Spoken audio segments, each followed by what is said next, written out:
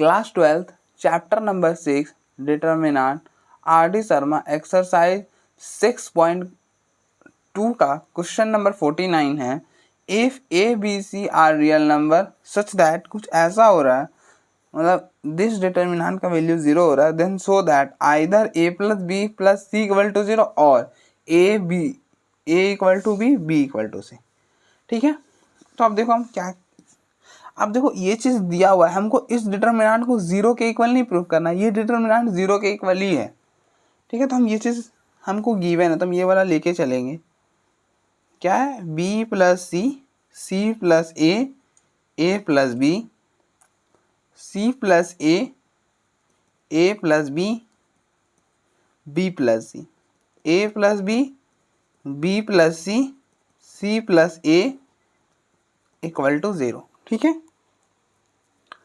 अब आप देखो आपको किसके इक्वल प्रूफ करना है। आप यहाँ पे ध्यान से देखो, a plus B plus c के इक्वल करना है, 0 करना है, और a equal to b equal to c. ठीक है, ये चीज़ करना है हमें। ठीक है, तो हम क्या कर, अब देखो ए प्लस बी प्लस सी है ना, तो हम पहले ए प्लस बी प्लस सी यहाँ पे बनाने की कोशिश करेंगे। अब आप सोचो कि हम ए प्लस बी प्लस सी बनाएंगे कैसे। अब देखो अगर हम इन सारे मतलब इस रो और इस रो को ऐड कर दे तो हमारा a plus B plus c बन जाएगा, या फिर आप कॉलम में भी ऐड कर लो, कोई दिक्कत नहीं है। जैसे हम इस वाले रो को इस रो को इस वाले रो को, ये है R1, ये है R2 और ये है R3। ठीक है, हम इन सारे रोज को अगर ऐड कर दें तो हमारा a plus B plus c बन जाएगा। आप देखो कैसे,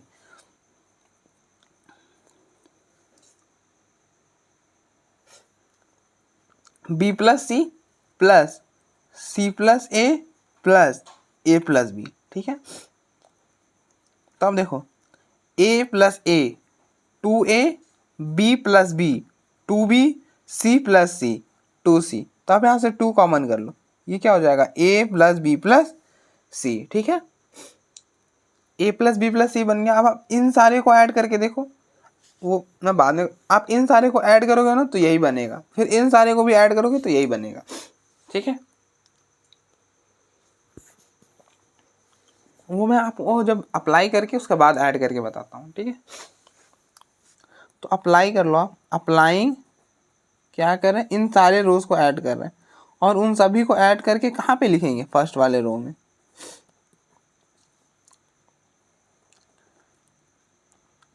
अब आप देखो हम ऑपरेशन किस वाले रो में कर रहे हैं, ये बताता है कि आपका चेंज किस में हो रहा है। आप ये जो कर रहे हो पूरा चेंज वो कहाँ पे करोगे, वो ये बताता है। ठीक है, तो R2 और R1 में चेंज करो, R2 और R3 तो एज इट इज है, तो हम उसे एज इट इज लिख देंगे। ये हो गया C plus A plus B plus C, A plus B plus C plus A which is equal to 0। ठीक है, अब आप देखो b प्लस सी की जगह क्या लिखोगे, तो ये R1 है, R1 का पहला एलिमेंट ये है, तो हम यहाँ पे क्या ऑपरेशन कर रहे हैं R1 में, R1 का एलिमेंट बीच में प्लस, ये है R1 का एलिमेंट b प्लस सी, इसके करस्पॉन्डिंग R2 का एलिमेंट C प्लस है, ये आप देखो R2 का एलिमेंट है, और फिर इसी के करस्पॉन्डिंग R3 का एलिमेंट, इन सारे को ऐड करें, क्या बन रहा है, ये बन रहा है। उसके बाद जो ऐड करने पर जो बनेगा वही आप यहाँ पे लिखो, 2 times a plus B plus c. ठीक है, नेक्स्ट R1 का एलिमेंट है C प्लस ए, ये है C प्लस ए है, तो आप C प्लस ए प्लस बीच में प्लस, फिर इसके करस्पॉन्डिंग R2 का एलिमेंट क्या है, a प्लस बी। ठीक है, इसीलिए मैंने यहाँ पर आपको इन सारे को ऐड करके नहीं दिखाया था, क्योंकि मुझे ये चीज़ भी एक्सप्लेन करना था। ठीक है, अगर हम एक चीज़ को ही 2 बार एक्सप्लेन करें तो टाइम वेस्ट हो जाएगा ना, इसलिए।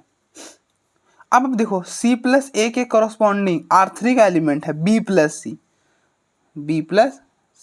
ठीक है, आप इन सारे को ऐड करो, बनेगा 2a, देखो a plus A 2a, b plus B 2b और c प्लस सी 2c। अब आप 2 कॉमन कर लो, a प्लस बी प्लस सी, पीछे क्या रह जाएगा, a प्लस बी प्लस सी, तो यहाँ पे भी लिख दो 2a प्लस बी प्लस सी।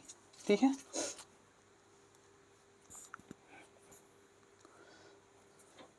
अब आप इन सारे को ऐड करो, इसी तरह से इन सारे को ऐड कर दो, a plus B plus B plus C plus C plus a, ये हो जाएगा 2a plus 2b plus 2c।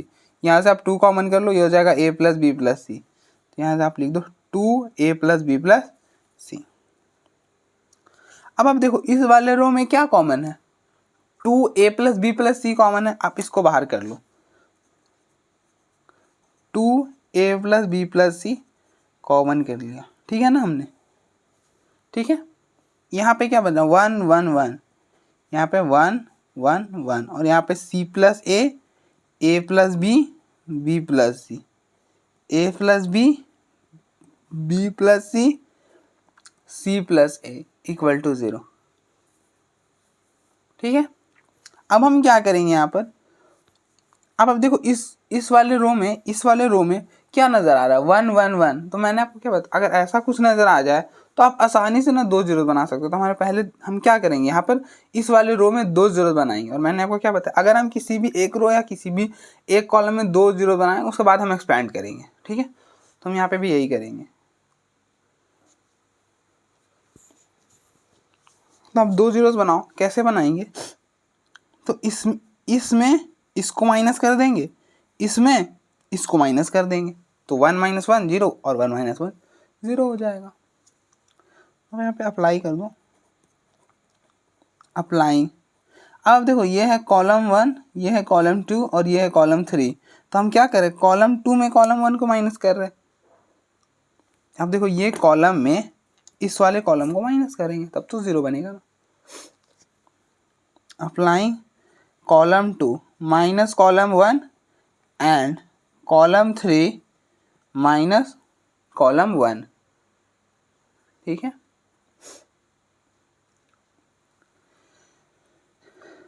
तो ये हो जाएगा 2 times a plus B plus c, इसमें आप इसको माइनस, अब देखो आपने कॉलम 2 में चेंज कर रहे हैं और कॉलम 3 में कर रहे हैं, कॉलम 1 में कुछ नहीं कर रहे हैं, तो कॉलम 1 एज इट इज आएगा 1 c प्लस ए प्लस बी। अब इसमें इसको माइनस करो, 1 में 1 माइनस करोगे। अब देखो C2 माइनस C1 का मतलब है कि C2 ये है कॉलम 2, तो इस कॉलम 2 में अब जो ये जो 3 एलिमेंट है ना इसके, ये अब ये नहीं रहने वाले, अब इसमें कुछ खास चीज़ हो जाएगा। क्या हो जाएगा, इसमें ये रहेगा, इसमें आप इसको माइनस करके लिखोगे, मतलब कि ये C2 का एलिमेंट है, C2 का एलिमेंट बीच में माइनस C1, मतलब इसके करस्पॉन्डिंग C1 का एलिमेंट क्या है 1, तो 1 माइनस 1 0 हो गया, ठीक है। उसी तरह से ये है C2 का एलिमेंट क्या है, A प्लस बी है, A प्लस बी है, इसके करस्पॉन्डिंग C1 का एलिमेंट बीच में माइनस, इसके करस्पॉन्डिंग C1 का एलिमेंट है C प्लस ए, तो यहाँ पे लिखो C प्लस ए, ये हो गया A प्लस बी। आप माइनस को अंदर मल्टीप्लाई करो, माइनस C माइनस ए, ये टर्म और ये टर्म कैंसिल, पीछे क्या बचेगा B माइनस सी, तो आप यहाँ पे लिख दो B माइनस सी, ठीक है। अब आप देखो इसी तरह से ये भी C2 का एलिमेंट है, क्या है B प्लस सी है ना, B प्लस सी बीच में माइनस, इसके करस्पॉन्डिंग B प्लस सी के करस्पॉन्डिंग क्या है A प्लस बी है, तो हो गया A प्लस बी, तो हो गया B प्लस सी बीच में माइनस। अब माइनस अंदर मल्टीप्लाई करो, माइनस को ए के साथ करोगे माइनस ए, माइनस को बी के साथ करोगे माइनस बी, ये टर्म से ये टर्म कैंसिल, पीछे क्या रह जाएगा सी माइनस ए, तो आप यहाँ पे लिख दो सी माइनस ए, ठीक है। इसी तरह से आप सी में करो, इसको इसमें माइनस करो 1 माइनस 1 0, फिर बी प्लस सी में ये माइनस कर दो, बी प्लस सी बीच में माइनस सी प्लस ए, क्या होगा बी प्लस सी, अंदर माइनस से मल्टीप्लाई करो माइनस सी माइनस ए, ये टर्म से ये टर्म कैंसिल, ये हो जाएगा सी माइनस ए, ठीक है। उसी तरह से आप इसमें भी, इसमें ये माइनस कर दो, सी प्लस ए है माइनस कर दो ए प्लस बी, ये बनेगा सी प्लस ए माइनस बी, ये टर्म से ये टर्म कैंसिल, पीछे रह जाएगा सी माइनस बी, ऑल ठीक है, विच इज इक्वल टू 0, ठीक है।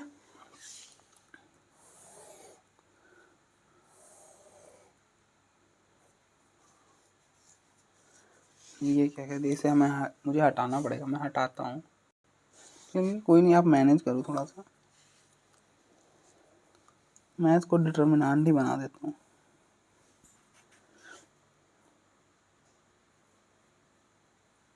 अब आप देखो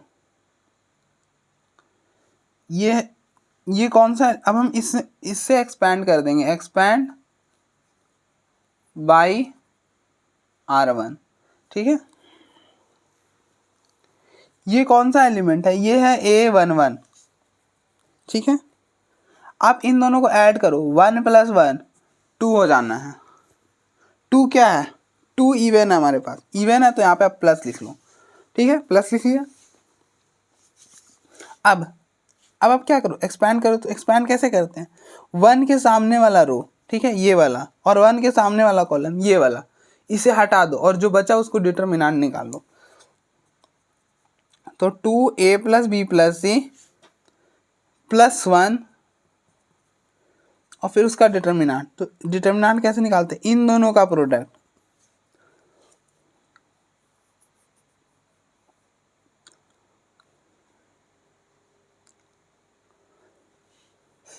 b - c c - b फिर plus c - a into c - a equal to 0।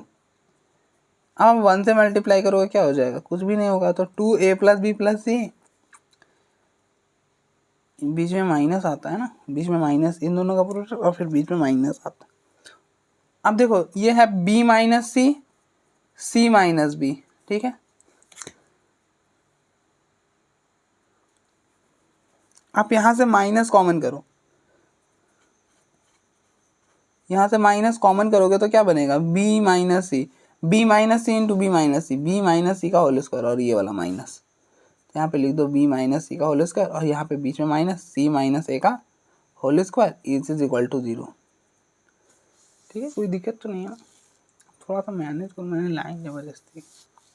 अब आप यहाँ से माइनस कॉमन करो तो ये हो गया -2a + b + c into b - c का whole square plus c - a का whole square which is equal to 0, ठीक है।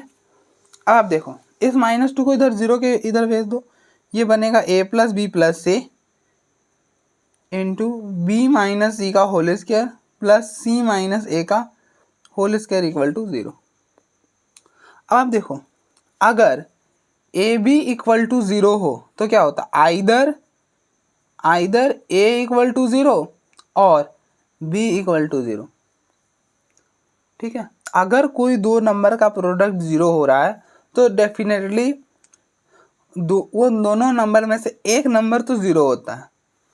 ऐसा नहीं है, मतलब हर केस में हम नहीं बोल सकते, हमारे पास कुछ एक्सेप्शनल ऑपरेशंस होते हैं जिसमें मतलब ये दोनों 0 नहीं होता है लेकिन फिर भी उनका प्रोडक्ट 0 होता है, वो हमें आगे पढ़नी, ठीक है। फिलहाल अभी तक के लिए आप इतना याद रखो कि अगर कोई भी दो नंबर का प्रोडक्ट 0 होता है तो उन दोनों में से पक्का होता है कि एक 0 हो रहा होता है। तो हम मान लेते हैं कि चलिए या तो ये 0 हो रहा होगा या फिर ये वाला पूरा टर्म 0 हो रहा होगा,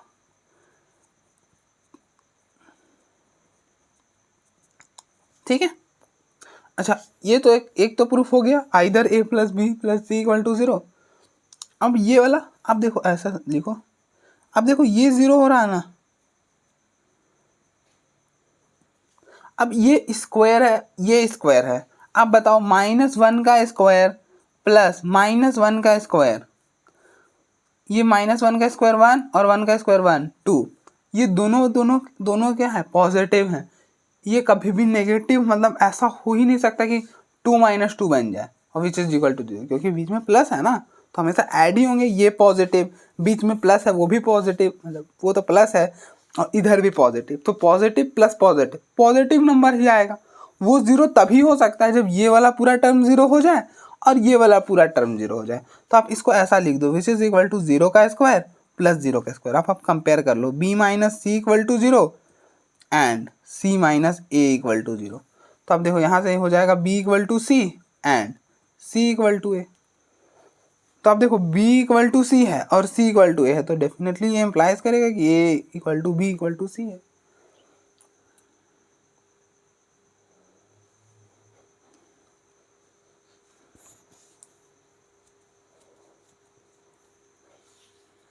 अगर ये चीज़ आपको नहीं समझना तो आप ऐसे समझो ना कि मान लेते हैं थोड़ी देर के लिए कि C2 है, तो B अगर आप देखो B इक्वल टू सी, मतलब तो B भी 2 हो जाएगा, और यहाँ बोल रहा है C इक्वल टू है, मतलब A भी 2 हो जाएगा, तो डेफिनेटली B और A भी तो आपस में बराबर हो ही जाएगा, और C तो बराबर है ही।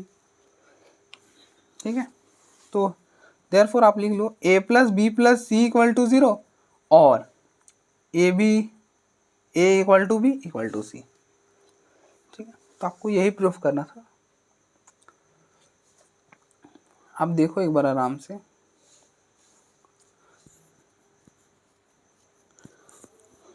फिर आगे बढ़ते हैं।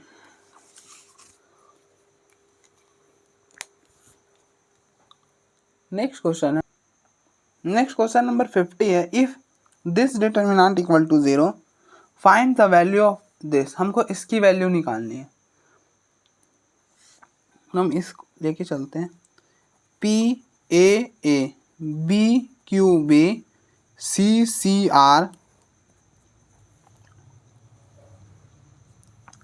विसेस इक्वल टू 0।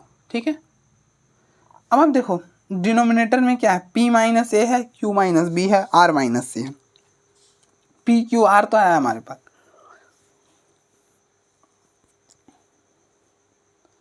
तो हम ना क्या कोशिश करेंगे कि 0 बनाते हैं, क्योंकि हम एक्सपैंड तभी करेंगे ना जब हम किसी भी एक रो या किसी भी एक कॉलम में 2 जीरोस बना लेते हैं। तो फिलहाल आप ऐसे समझो, या तो कोशिश करो कि 2 जीरोस बना दो, या फिर ऐसे समझो कि यहाँ पे P माइनस ए है ना, तो आप ऐसे समझ के चलो कि हम 2 जीरोस बनाएंगे। तो अगर हम इस वाले रो में इस वाले रो को माइनस कर देंगे, मतलब मैं क्या बोल रहा हूँ, हम अप्लाई करते हैं R1 minus R2,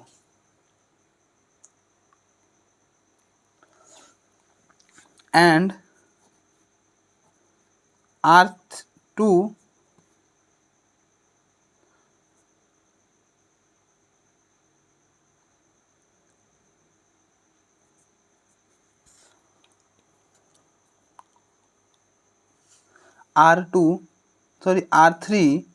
R3 minus R2, R1 minus R3 और R3 में R3 माइनस R2। क्या बोल रहे हैं कि हम ना इस वाले रो में इसको माइनस कर देंगे और इस वाले रो में इसको माइनस कर देंगे। ठीक है, तो आप देखो इससे क्या होगा, यहाँ पर बनेगा P माइनस ए B माइनस बी 0 हो जाएगा, और R माइनस सी, और हमको R माइनस सी भी चाहिए, P माइनस ए भी चाहिए, और 0 भी बन गया। वहीं पर अगर हम इसको माइनस करें तो A माइनस ए 0, इसको माइनस करें तो Q माइनस बी, और इसको करेंगे तो R माइनस सी। तो आप समझ रहे हो, 2 जीरो हम बना लेंगे ऐसे। अब 2 जीरो भले हमने इस वाले, फिर देखते हैं ना, पहले ये 2 जीरो बना लेते हैं। तो R1 माइनस R3 का मतलब है कि R1 का एलिमेंट P बीच में माइनस, इसके करस्पॉन्डिंग R3, ये है R1, ये है R2 और ये है R3। तो इसके करस्पॉन्डिंग R3 का एलिमेंट क्या है, A है, तो ये हो जाएगा P माइनस A। तो यहाँ पे लिख दो P minus A। Next B के करस्पॉन्डिंग B माइनस इसके करस्पॉन्डिंग R3 का एलिमेंट B है, तो यहाँ पे लिखो B माइनस B 0, यहाँ पे 0। फिर ये C, इसके करस्पॉन्डिंग R3 का एलिमेंट R, तो C माइनस R, यहाँ पे लिख दो C माइनस R। फिर R3 माइनस R2, ये है R3, इसमें R3 का एलिमेंट क्या है A, क्योंकि हमको R3 में चेंज करना, तो R3 का एलिमेंट पहले लेंगे A, फिर बीच में माइनस और फिर R2 का, तो A माइनस A 0, तो यहाँ पे भी 0।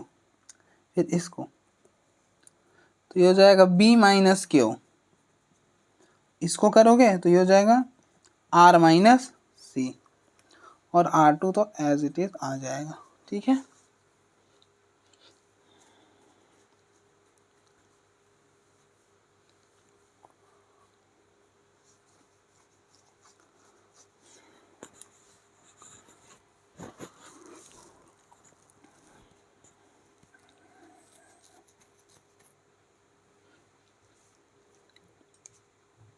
दो जीरो सौ नहीं बनेंगे लग रहा है। कोई नहीं, हमने 1 0 तो बनाया ही है ना, एक्सपेंड कर दे क्या, ऐसे भी विदाउट एक्सपेंडिंग तो बोला नहीं है। तो कोई नहीं, और सोचता हूँ, कुछ भी कर लो, 2 0 नहीं बनेंगे।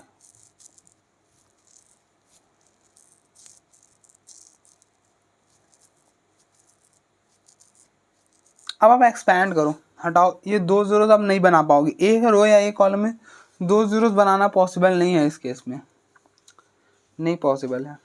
आप एक्सपैंड कर दो सीधे। अब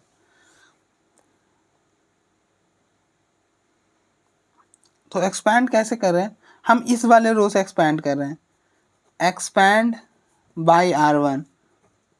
और हम एक्सपैंड कैसे करते हैं डिटर्मिनेंट को, तो ये कौन सा एलिमेंट है, A11, इन दोनों का सम करो, 1 + 1 2, तो यहाँ पे आप प्लस लिख लो। ये कौन सा एलिमेंट है, A12, 1 + 2 3 माइनस, और यहाँ पे प्लस हो जाएगा, A13 क्या होता है, 1 + 3 4, 4 इवन है तो प्लस। अब आप देखो प्लस P - A, ठीक है। फिर इसको लिया ना इस बार, तो इसके सामने वाला रो और इसके सामने वाला कॉलम को एलिमिनेट कर दो, मतलब हटा दो। मैं क्या बोल रहा हूँ, तो इसके सामने वाला रो और इसके सामने वाला कॉलम हटा दिया, और जो बचा इसका डिटर्मिनेंट, तो डिटर्मिनेंट कैसे, इन दोनों का प्रोडक्ट Q × R - C, ठीक है, Q × R - C, बीच में माइनस, और इन दोनों का प्रोडक्ट C × B - Q, ठीक है। अब आप देखो -0 -0, अब आपने 0 इसको लिया है ना, तो इसके सामने वाला रो, ये वाला रो, इसके सामने वाला कॉलम, ये वाला कॉलम हटा दो, और जो बचा उसका डिटर्मिनेंट, तो ये बचा है। अब देखो ध्यान, देखो ये बचा है और ये बचा है, तो इन दोनों का डिटर्मिनेंट कैसे, इन दोनों का प्रोडक्ट A × R - C, बीच में माइनस, C × 0, 0 हो जाएगा। फिर प्लस C - R, अब ये लिया तो इसके सामने वाला रो, ये वाला रो, और इसके सामने वाला कॉलम, ये वाला कॉलम हटा दिया, ये वाला कॉलम, और जो बचा उसका डिटर्मिनेंट, तो इसका डिटर्मिनेंट कैसे, इन दोनों का प्रोडक्ट A × B - Q, बीच में minus, Q 0 × Q 0 which is equal to 0, ठीक है। तो ये हो गया P - A × Q × R - C, अंदर मल्टीप्लाई करो, minus P - A × C × B - Q,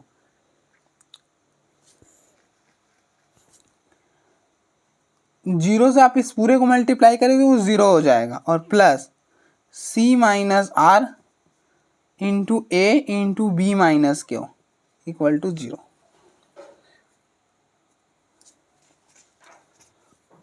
तो अब Q P - A R - C,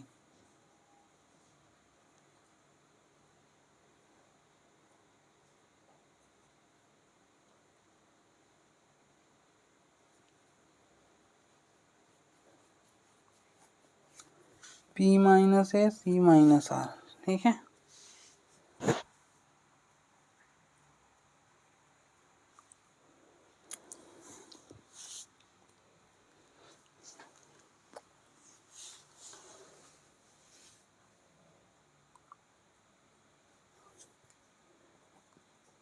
P - C C B - Q plus C - R × A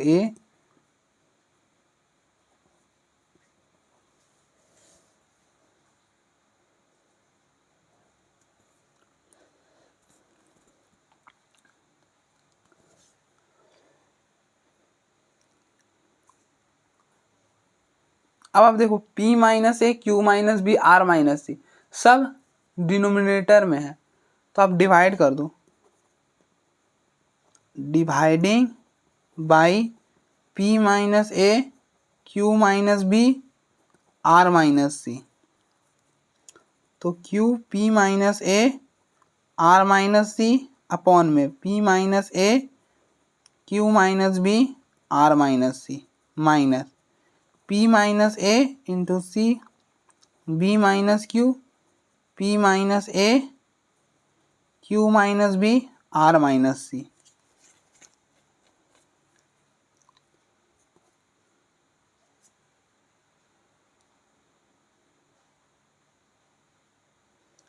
plus c minus r into a into b minus q upon P minus a, q minus b, r minus c equal to 0। देखो p minus a cancel, r minus c cancel, q upon Q minus b, p minus a cancel. अब देखो यहाँ पे है q minus B और यहाँ पे है b माइनस क्यू, तो b माइनस क्यू से अगर आप माइनस कॉमन करो तो ये हो जाएगा q माइनस बी, तो q माइनस बी और माइनस कैंसिल, -1, ये माइनस और ये minus, plus c upon r minus सी।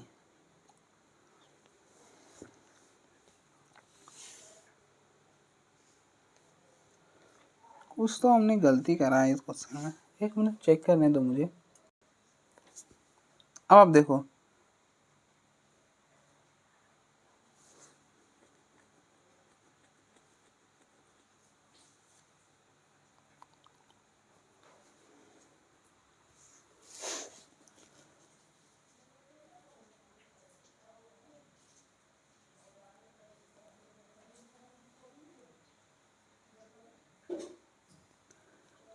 अब देखो q माइनस बी है, B Q minus B minus Q है, तो यहाँ पे -1 अभी मैंने एक्सप्लेन करा।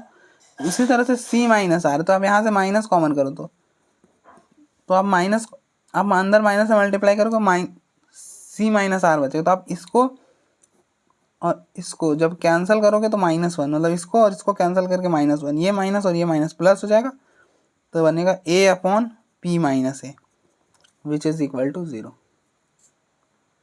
अब आप देखो आपको इसकी वैल्यू निकालनी थी क्या? नहीं निकालनी थी आपको इसकी वैल्यू, आपको वैल्यू निकालनी थी p अपॉन में p माइनस ए, q अपॉन में q माइनस बी और r अपॉन में r माइनस सी। और हमने किसकी वैल्यू निकाल दी है? हमने तो इसकी वैल्यू निकाल दी, q upon Q minus B plus c upon r minus C plus a upon p minus A which is equal to 0। हमने तो इसकी वैल्यू निकाल दी, सिर्फ ये वाला टर्म मैच कर रहा, बाकी कोई मैच नहीं कर रहा। हाँ इसका डिनोमिनेटर, इसका डिनोमिनेटर, इसका और इसका मैच कर रहा है, बस हमें ऊपर c और a हटाना होगा।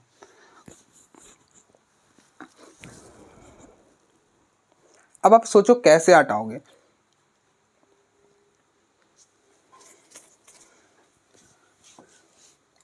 अगर हम ऐसा कर दे c r माइनस सी, हम इधर 1 ऐड कर देते हैं इसमें, और 1 ऐड करेंगे तो 1 हमें सब्ट्रैक्ट भी करना होगा। अब देखो इससे क्या बेनिफिट होने वाला है हमारे पास, ये हो जाएगा r माइनस सी, आप एलसीएम लो इसको इधर, r माइनस सी plus c upon r minus सी -1, ये टर्म तो ये क्या करता है, r माइनस सी plus c upon r minus सी -1, ये टर्म से ये term cancel, r upon r minus सी -1। ठीक है, तो हम इस पूरे के जगह क्या लिख सकते हैं, ये चीज़ लिख सकते हैं। थोड़ा सा मैं यहाँ पे भी लिख देता हूँ, क्यू माइनस बी प्लस, हमने क्या बना, सी आर माइनस सी में ऐड करा 1 को और 1 को सब्ट्रैक्ट कर दिया। उसी तरह से यहाँ पे भी हमको पी चाहिए, तो इसमें भी हमने क्या करा, 1 को ऐड करा और फिर 1 को सब्ट्रैक्ट कर दिया। कर सकते हैं ना आप इसको सॉल्व करा तो क्या बना, q minus B plus r upon r minus सी -1, इसको सॉल्व करो आप, देखो a upon P minus a +1, इसको उधर a plus p minus a upon में p माइनस ए, ये term cancel, p upon P minus a, तो हो जाएगा p upon P minus a -1 equal to 0। अब यहाँ पे हमने +1 इसलिए यूज किया ना, अब देखो एलसीएम ले रहे तो a और a कैंसिल हो जा रहा है, अगर हम माइनस यहाँ पे लेते ना तो वो कैंसिल नहीं होने वाला था हमारे पास। अब देखो इसको पहले लिख दो, p upon P minus A, इसको बाद में q upon Q minus B, और इसको बाद में r upon r minus C -1 -1 -2 which is equal to 0। ठीक है,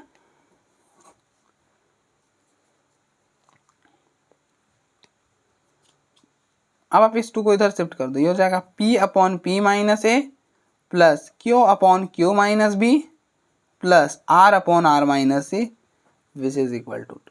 तो आप देख लो, हमको इसी की वैल्यू निकालनी थी, तो इसकी वैल्यू 2 आ जाएगी। अब देखो एक बार,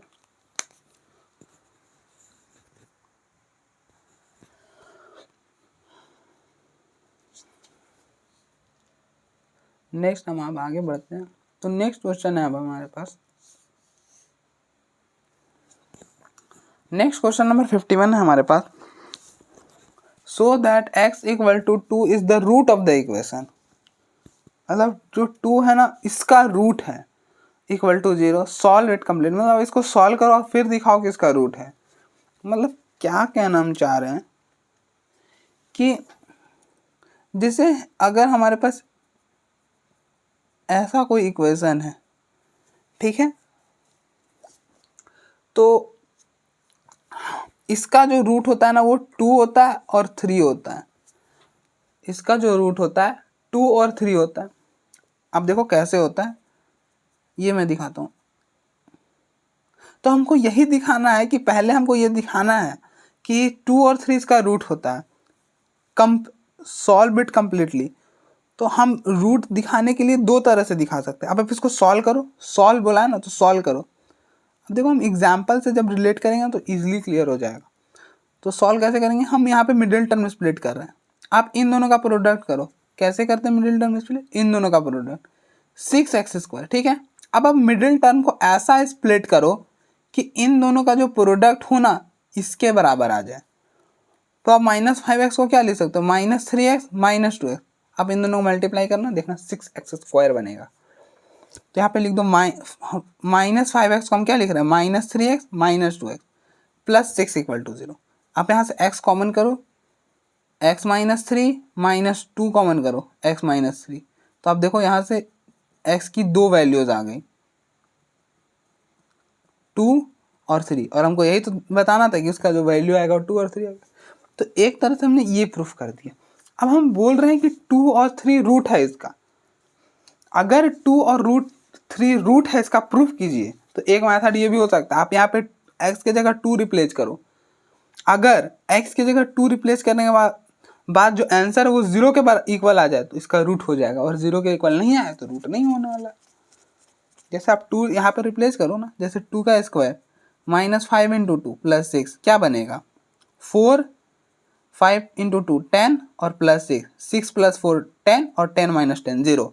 अब देखो 0 और 0 के इक्वल आ गया, तो ये इसका इस इक्वेशन का रूट है 2। तो एक मेथड ये होता है और एक सॉल्व हमने करके निकाला, ठीक है। तो रूट का मतलब कि x की वो वैल्यूज जो इस इक्वेशन को सेटिस्फाई करे, हम ऐसा कहते हैं, या फिर इस x की वो वैल्यू जो हम यहाँ पे रिप्लेस करते हैं उस 0 के इक्वल आ जाए। 2 तरीका से हम बोलते हैं, ठीक है। अब हमको यही दिखाना है कि x इक्वल टू 2 जो है ना इसका रूट है, लेकिन बोला है सॉल्व इट, मतलब हम इसको अभी हमको नहीं पता है कि x इक्वल टू 2 इसका रूट है, हम इसको सॉल्व कर रहे हैं और फिर देखेंगे कि x इक्वल टू 2 इसका एक रूट है, तो बोल देंगे हाँ रूट है।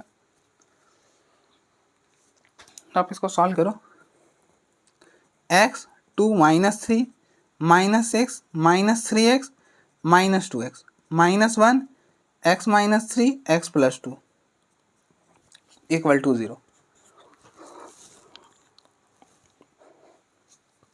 आप देखो हम एक्सपेंड कब करते हैं, जब किसी भी एक रो या किसी भी एक कॉलम में 2 जीरोस बना लें।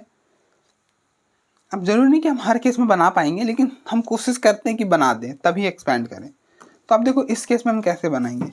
अगर हमको किसी भी एक रो या किसी भी एक कॉलम में 2 जीरोस बनाना है, तो पहला तो हमको ये करना होगा, ये काम करना होगा कि किसी भी एक रो या किसी भी एक कॉलम में सारा एलिमेंट को सेम बना दे। अगर हम ये कर देते हैं ना तो फिर हम 2 जीरोस बना सकते हैं आसानी।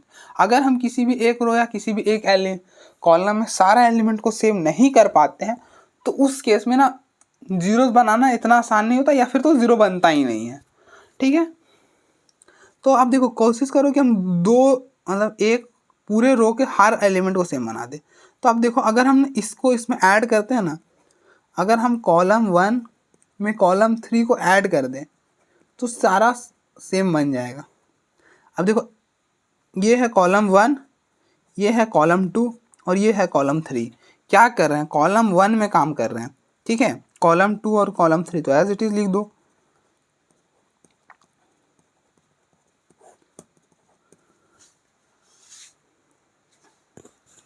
और वो भी क्या कर रहे हैं कि कॉलम 1 का एलिमेंट ये है x, इसके कॉरस्पॉन्डिंग कॉलम 3 का एलिमेंट -1, दोनों को ऐड कर रहे हैं ना, तो x मतलब x -1 ही रह जाएगा। अब इन दोनों को ऐड करो, 2 + x - 3 क्या बनेगा, x - 1।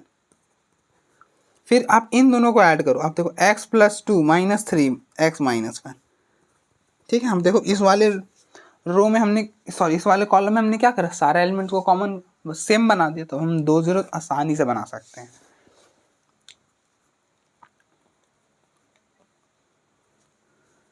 अब आप इस वाले कॉलम में से x - 1 कॉमन कर लो, taking common x - 1 from C1, ठीक है। तो ये हो जाएगा x - 1, यहाँ पे 1 1 कॉमन लिया तो 1 1 1, -6 -3x -2x -1 x - 3 x + 2 = 0। अब आप 2 जीरोस बनाओ और एक्सपैंड कर दो। और 2 जीरोस कैसे बनाएंगे, इस वाले रो में इसको माइनस करो, इस वाले रो में मतलब ये है ना, इसमें इसको माइनस कर दो, ये वाला है ना, इसमें इसको माइनस कर दो, 2 जीरो बन गए। तो अप्लाई कर लो, applying R2 - R1 and R3 - R1। तो ये क्या, x - 1, इसमें आप इसको माइनस करो, R2 में हम क्या कर रहे हैं, ये रहा, ये है R2, ये है R1 और ये है R3। R2 - R1, ये है R2 1, इसके करस्पॉन्डिंग R1 का एलिमेंट 1 1 - 1, यहाँ पर 0 लिखो आप। ये है R2 का नेक्स्ट एलिमेंट -3x, इसके फिर माइनस, इसके करस्पॉन्डिंग R1 का एलिमेंट -6, ये बनेगा -3x + 6। R1 में कोई चेंज नहीं होना था इसलिए एज इट इज लिख दिया, -3x + 6। फिर नेक्स्ट है R1 का एलिमेंट x - 3,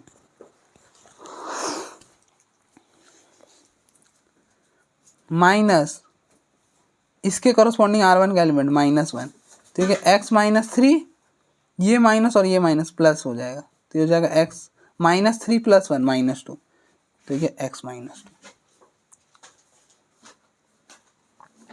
ठीक है। अब आप इसमें R3 - R1, R3 का ये एलिमेंट 1, बीच में माइनस, इसके करस्पॉन्डिंग R1 का एलिमेंट 1 1 - 1 0।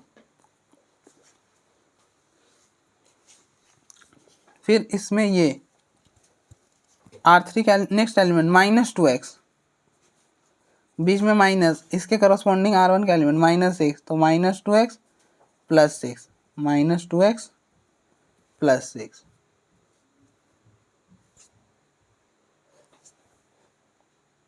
x + 2, नेक्स्ट R3 का एलिमेंट ये है, बीच में माइनस और उसके करस्पॉन्डिंग R1 का एलिमेंट -1, तो x + 2 + 1 x + 3 हो जाएगा।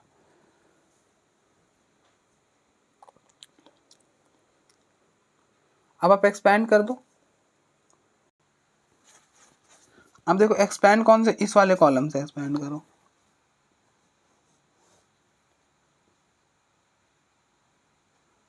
एक्सपैंड बाय C1, ठीक है।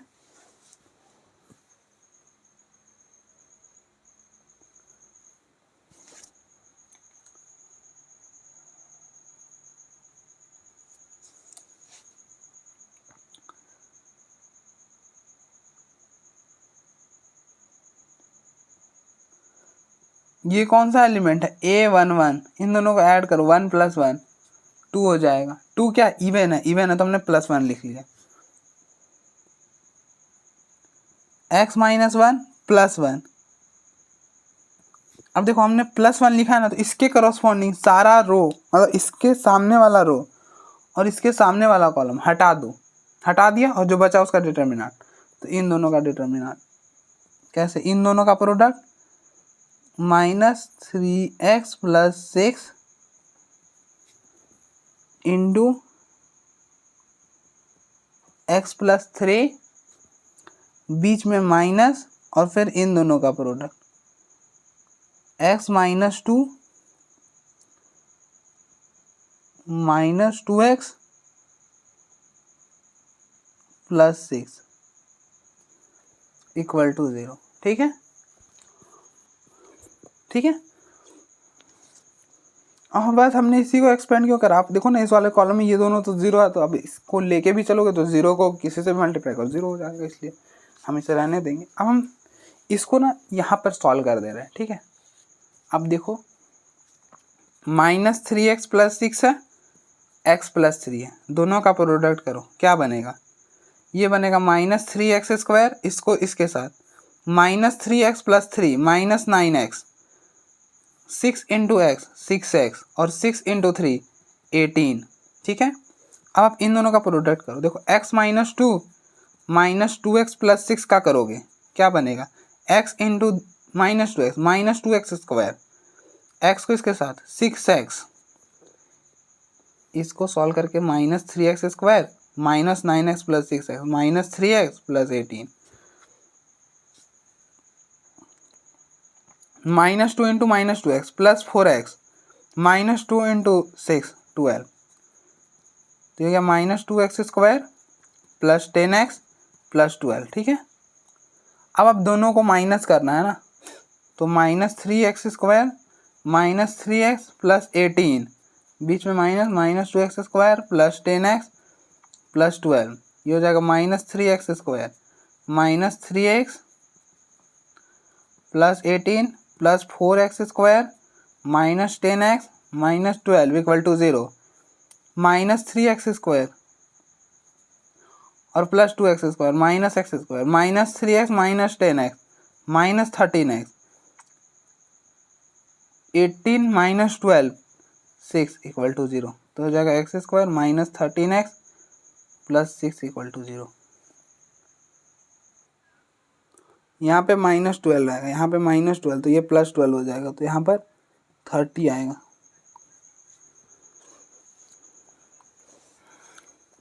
अब देखो 1 से मल्टीप्लाई करोगे कोई फर्क नहीं पड़ने वाला है, 1 को इससे करोगे जो है ये वाला पूरा वही रह जाएगा, तो ये क्या है, x² -13x + 30 = 0। ये 3 है ना, आप समझ लेना थोड़ा सा। अब आप इसको यहाँ पे क्या करोगे, मिडिल टर्म स्प्लिट करो, तो मैं यहीं पर कर देता हूँ। अब देखो x² -13x + 30, इसका मिडिल टर्म कैसे, इन दोनों का प्रोडक्ट 30x²। अब आप -13x को किस में 2 में ब्रेक करोगे कि 30x बन जाए, तो आप इसको लिख दो ना -15x + 2x।